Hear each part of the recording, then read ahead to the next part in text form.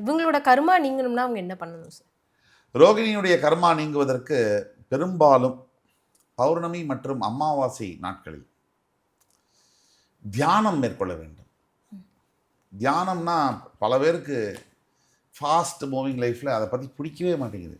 தியானம்ங்கிறது உடனே என்ன பண்ணுறாங்க, நம்மகிட்ட ரொம்ப பெரிய பிரச்சனை வந்துடும், கன்சல்டேஷன் வந்துடுவாங்க. நம்ம தியானம் பண்ண சொன்னோன்னே இன்றைக்கி உட்காந்து ஓம் தியானம் பண்ணுவாங்க. காலையில் இருந்த சாமி நான் தியானம் பண்ண ஒன்றுத்தையும் காணும். ஸோ தியானம்ன்றது அப்படி வேலை செய்யாது.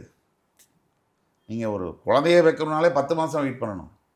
அப்போ தியானம்ங்கிறது குறைந்தபட்சம் 6 மாதம் ரெகுலராக நீங்கள் ஒரு நாளைக்கு 15 நிமிஷம் மெடிடேட் பண்ணுறீங்கன்னா உங்கள் மைண்டு ஒரு ஸ்டேஜுக்கு போய் உட்காரும். உங்களோட மைண்டு உங்களுக்கு முன்னாடி நீல் டவுன் பண்ணி உட்காரும். நீங்கள் வந்து உங்கள்கிட்ட கெஞ்சும், ஆர்டர் பண்ணு. அந்த நிலையை நீங்கள் அடையணும்னா கன்சிஸ்டண்ட்டாக மெடிடேட் பண்ணணும். இப்போ நம்மக்கிட்ட இருக்கக்கூடியது எல்லாமே பாசம், பந்தம், லவ், இது எல்லாமே என்ன தெரியுமா? எ பேக்கேஜ் ஆஃப் மெமரிஸ் தான். நீங்கள் ஒருத்தர் உங்கள் வாழ்க்கையில் வராங்க, 2020 வராங்க, 2023 போயிட்டாங்க, 3 வருஷம் பேக்கேஜ் தான், அவ்வளோதான். அது பெரிய பேர், உறவு, பந்தம், பெரிய அட்டாச்மெண்ட்டெல்லாம் கிடையாது. It's a ball of memory, அவ்வளோதான். அந்த பாலை தூக்கி இப்படி ஓரமாக போட்டிங்கன்னா டப்பாவில் அது ஒன்றுமே இல்லை. இந்த பாலை தூக்கி இப்படி வச்சுக்கிட்டிங்கன்னா அதுதான் எல்லாமே. நீங்கள் அதுதான் வந்து கர்மாவை விளக்க தியானம் செய்வது ரொம்ப அவசியம். அதில் ரோகிணிக்கு முதலிடம். இவங்க வழிபட வேண்டிய தெய்வம்னா அது எந்த தெய்வம் சார்? இவர்கள் வழிபட வேண்டிய தெய்வம் கண்டிப்பாக சந்திரமான் கோவில் கும்பகோணத்தில் இருக்குது. அங்கே வந்து கண்டிப்பாக வழிபடணும்.